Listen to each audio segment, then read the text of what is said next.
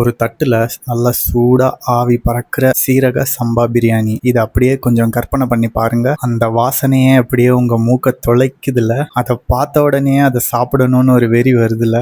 நம்ம தமிழ்நாட்டோட பெருமை நம்ம திண்டுக்கல் பிரியாணி.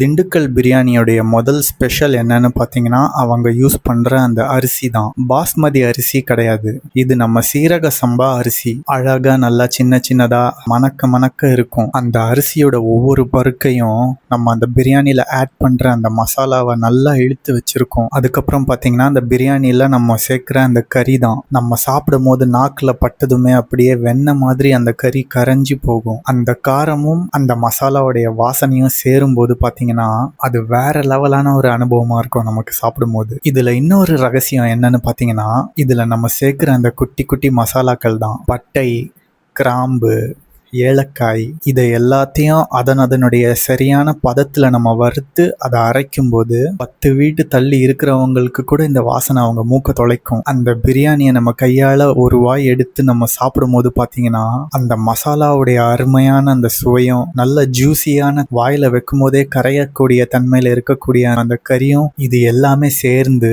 நம்ம வயிற்றுக்குள்ள ஒரு கொண்டாட்டத்தையே இது உண்டு பண்ணும். இது கூடவே பார்த்தீங்கன்னா அந்த வெங்காய தயிர் பச்சடி, அதில் ஒரு துண்டு எலுமிச்சை பழத்தை பிழிஞ்சிட்டு அது கூட சேர்த்து நம்ம சாப்பிட்டோம்னா அடடடடா, இதை சாப்பிட்றதுக்குன்னே தனியாக ஒரு இதயம் வேணும் தானே. நீங்கள் பிரியாணி லவ்வராக இருந்தால் கண்டிப்பாக இந்த திண்டுக்கல் ஸ்டைல் பிரியாணியை ஒரு முறையாச்சும் போய் நேரில் போய் சாப்பிட்டு ருசிச்சு பாருங்கள். கண்டிப்பாக நீங்கள் இதை சாப்பிட்டு பார்க்கணும். இதனுடைய இந்த ருசியை பற்றி நம்ம சொல்லிக்கிட்டே போகலாம். நீங்கள் இதை சாப்பிட்டு அனுபவம் பெற்றவங்களா இருந்தாலும் இல்லை இதை இனிமேல் போய் சாப்பிட போகிறவங்களா இருந்தாலும் உங்களுடைய எக்ஸ்பீரியன்ஸ், உங்களுடைய அனுபவத்தை நம்ம கமெண்ட்ஸில் ஷேர் பண்ணுங்கள்.